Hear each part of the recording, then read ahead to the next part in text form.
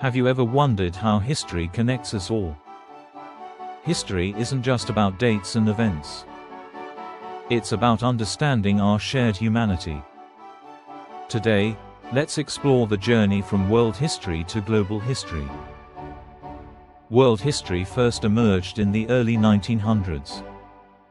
It aimed to tell humanity's story as a unified process. This field often focused on civilizational growth and modernization.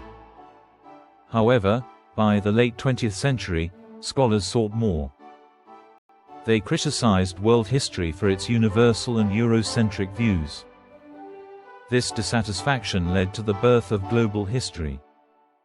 So, what exactly is global history? It offers a critical lens on historical narratives. Instead of mere comparisons, it examines connections among people globally. It recognizes multiple centers of development, rather than just one. Global history questions historical assumptions and practices. It also acknowledges that globalization is uneven and complex. Now, let's dive into key themes central to global history.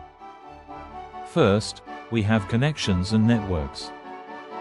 Scholars analyze the flow of goods, people, and ideas across the globe. For example, the Silk Roads and Atlantic trade routes are vital subjects. Next, we find comparative and entangled histories. Instead of viewing societies in isolation, global historians explore their interconnections.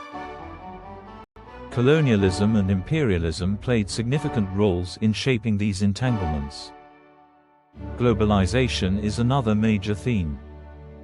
Global history doesn't limit itself to recent trends. It tracks global interconnections that have existed for centuries. Decentering is also essential in global history. This approach moves away from Eurocentric narratives. It emphasizes the histories of other regions, including Africa and Asia. Post-colonial perspectives crucially shape this field. They challenge old views, highlighting the agency of colonized peoples. How has the global turn practically transformed historical practice? First, historians now explore a broader geographical scope. Traditional focuses on Europe and North America are expanding. Next, there's a need to revise historical periodization. Global relevance is essential in organizing historical timelines. Interdisciplinary engagement has also taken root. Global historians incorporate insights from sociology and economics. New sources and methods enrich this field. Oral traditions and visual evidence now play significant roles. Lastly, global history has reached a wider audience.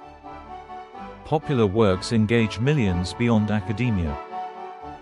To summarize, we learned about the transition from world history to global history.